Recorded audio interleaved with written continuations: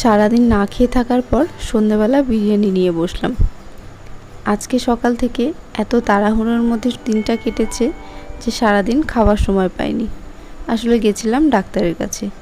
প্রত্যেকবার আমরা ওই 1:30 থেকে 2টোর সময় ডাক্তার দেখাতে চাই, কিন্তু আজকে ফোন করাতে বলল যে সকালবেলায় ডাক্তার বসবে।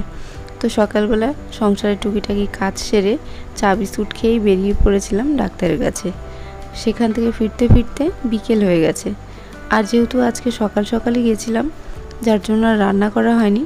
ভেবেছিলাম 12টার মধ্যে চলে আসবে, এসে রান্নাটা করব।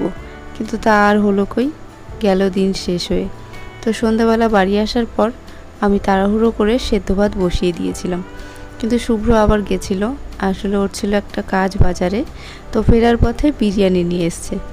তো বিরিয়ানি দেখে তো আমি খুবই খুশি হয়েছিলাম। সারাদিন যেহেতু খাওয়া হয়নি, তো ভাবলাম বিরিয়ানিটা খাওয়া যাবে।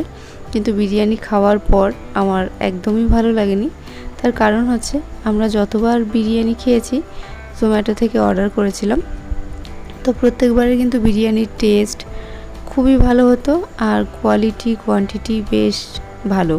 কিন্তু আজকে আর সেখান থেকে আনা হয়নি আর কি। শুভ্র বাজার থেকেই একটা দোকান থেকে নিয়ে এসছে। তো বিরিয়ানিটা দেখো, তোমরা দেখতেই পাচ্ছ, দেখতে কিন্তু বেশ ভালো হয়েছে। চালটাও বেশ ঝরঝরে আছে। তার মধ্যে দিয়েছে 1 পিস ডিম, 1 পিস আলু আর 1 পিস করে চিকেন। আর চিকেনটাও কিন্তু বেশ বড়ই ছিল, একটা লেগ পিস ছিল। আর শুভ্রর কাছে লেগ পিস পড়েনি, অন্য একটা পিস ছিল আর কি।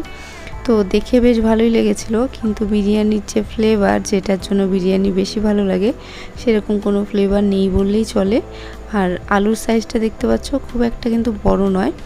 বিরিয়ানিতে কিন্তু আলুটাই আমার সবথেকে বেশি ভালো লাগে, কিন্তু এখানে দেখছি আলুর সাইজটা একদমই ছোট। দেখো ভাতটা কিন্তু ঝরঝরে আছে।